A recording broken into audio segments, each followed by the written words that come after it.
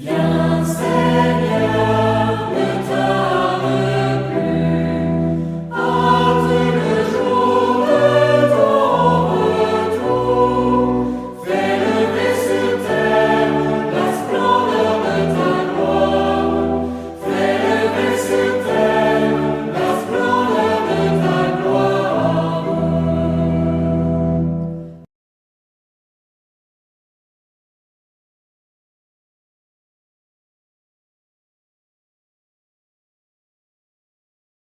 La méditation de ce matin porte sur la famille, nos familles, notre lignée, notre arbre généalogique. La question nous est posée dans la méditation.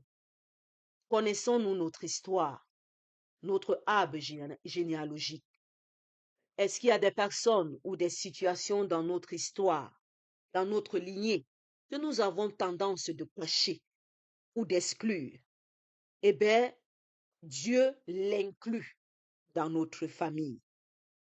Dans nos familles, très souvent, on a tendance à cacher le mauvais et à exposer ce qui est beau. Dieu vient te rappeler aujourd'hui que le mauvais, là aussi, fait partie de ta famille. Tu as beau le cacher, ça fait partie de ta famille, c'est inclus dans l'histoire de ta famille. Ça ne sert à rien de le cacher.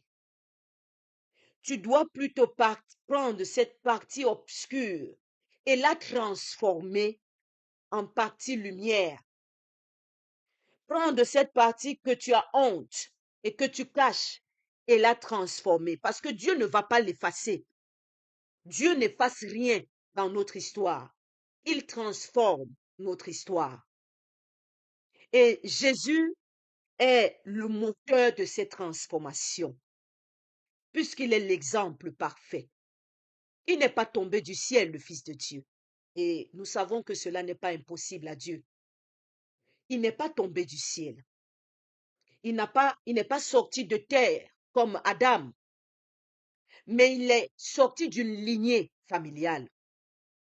Et dans sa lignée, dans son histoire, il y avait les bons, mais il y avait aussi les mauvais.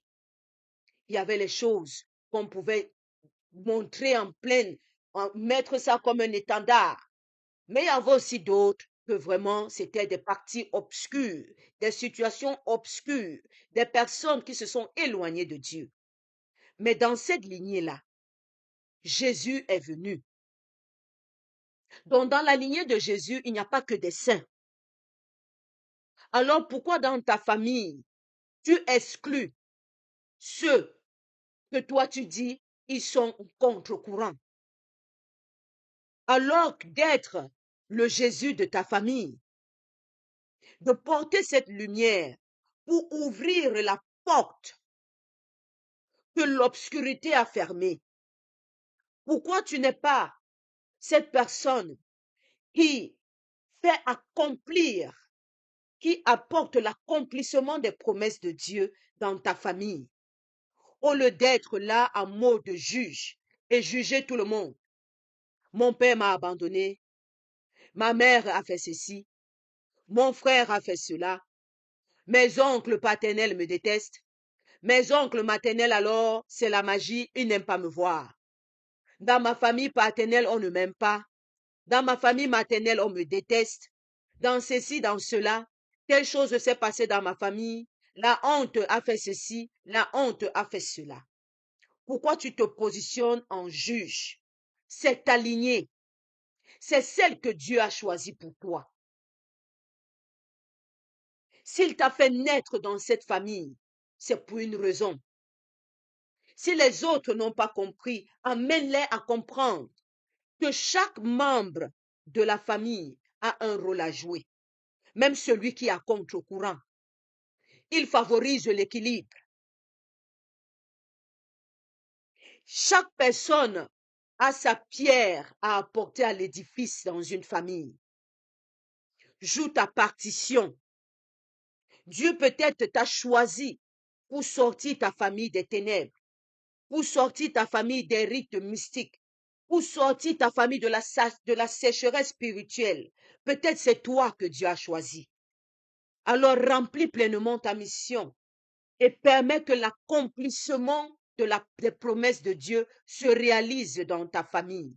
Ouvre la porte aux promesses de Dieu, ouvre la porte aux réconciliations et à la bénédiction de Dieu dans ta famille. Ne sois pas celui qui ferme la porte à Dieu. Ne sois pas celui qui empêche l'œuvre de Dieu de se réaliser, mais sois celui qui fait fructifier l'œuvre de Dieu dans ta famille. C'est une mission que parfois on dit c'est réservé aux aînés. Oh, ça c'est les histoires des aînés. Ce n'est pas réservé aux aînés. Quand on regarde David, il n'était pas l'aîné dans sa famille. C'était le plus frêle. Mais c'est lui que Dieu a choisi. C'est lui que Dieu a choisi pour être le roi David, pour aller combattre Goliath. Alors ne te dis pas, tu n'as pas les moyens, tu n'as pas la force. La force, ce n'est pas toi qui dois la chercher. Demande-la à Dieu. Demande la sagesse à Dieu. Demande la force à Dieu. Demande le discernement à Dieu. Et lui te montrera ce que tu dois accomplir dans ta vie, ce que tu dois accomplir dans ta famille, ce que tu dois réaliser dans ta famille pour que ses promesses et que ses fruits se voient et que sa gloire rayonne dans ta famille. Garde les cœurs unis, même ceux qui sont à contre-courant. Ils font partie de ta famille, c'est ta lignée. Demande au Christ de venir t'aider à purifier cette lignée, à briser tous les liens d'injustice et de péché qui ont été liés, établis consciemment ou inconsciemment. Il est important de prier pour vos familles. Arrêtez de centrer seulement votre prière sur vous, mais pensez aussi à vos familles. Priez beaucoup pour vos familles. Si vous avez la possibilité de prier en famille, c'est encore mieux. Le matin, faites asseoir votre époux, faites asseoir vos enfants et dites une courte prière avant que chacun n'aille dans ses occupations respectives. Faites même une courte prière le week-end quand tout le monde est à la maison. Prenez un temps de partage. Prenez un temps de partage, de discussion. C'est ce qui entretient les liens familiaux. Arrêtons d'avoir la tête dans nos téléphones et la tête dans la télé. Ça effrite les relations familiales. Et on voit dans les familles où les parents sont surpris des comportements de leurs enfants. Quand on lui dit ton enfant a posé tel acte, il est étonné. C'est parce qu'il ne connaît pas son enfant. Quand on dit que ton père est ceci, tu es étonné, tu es surpris. Resserrons nos liens familiaux. C'est ce que cet évangile veut nous apporter comme information aussi. Resserrons nos liens familiaux. Apprenons à prier en famille.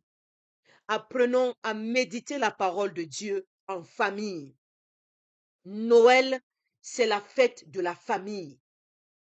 Et la véritable famille, qui est constituée du père, de la mère et des enfants.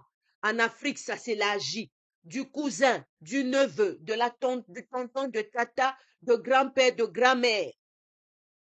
C'est encore plus large. La grande famille. Pas cette famille que les hommes ont décidé d'inventer et qui disent que c'est l'amour.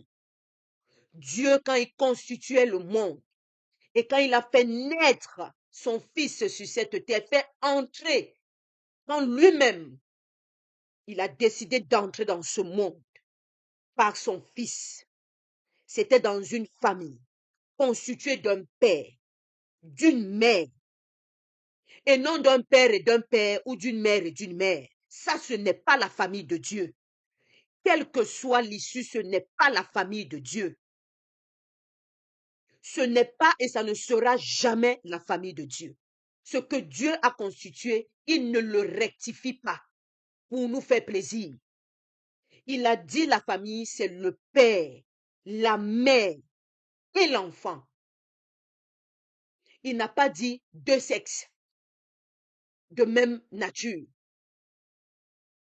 Ça, c'est une abomination, ce n'est pas de la famille. Alors, protégeons nos familles. Protégeons nos familles par la prière. Gardons-nous et chacun d'entre nous unis. Apprenons à prier pour nos familles, même s'ils ne nous demandent pas. Quand tu pries, pense à tes oncles. Peut-être tu as un oncle qui traverse une situation difficile ou une tante ou une cousine. Prie pour lui. Offre des messes pour ta famille. Demande des messes pour ta famille. Pour que l'amour de Dieu vous garde unis et que le péché ne vous sépare plus. Que votre amour que Dieu vous donne crie toujours plus fort que toutes les difficultés. Ça ne veut pas dire que les difficultés ne vont pas exister, mais que l'amour crie plus fort que ces difficultés-là, pour que les difficultés ne vous séparent pas, mais plutôt resserrent vos liens, que vous vous supportez dans l'épreuve, les uns les autres, que vous vous supportez dans l'épreuve. Et quand il y a mésentente, que l'amour domine aussi dans la mésentente et que cet amour réussit à vous trouver un terrain d'attente où tout le monde va être satisfait. Prions pour nos familles et pour notre lignée. Demandons au Christ qui vient de purifier notre lignée, qui nous donne les armes et la sagesse qu'il faut pour que nous soyons ceux qui ouvrent la porte à la bénédiction de Dieu et à la réconciliation dans nos familles. Loué soit Jésus-Christ à jamais. Bénissons le nom du Seigneur. Nous rendons grâce à Dieu. Amen.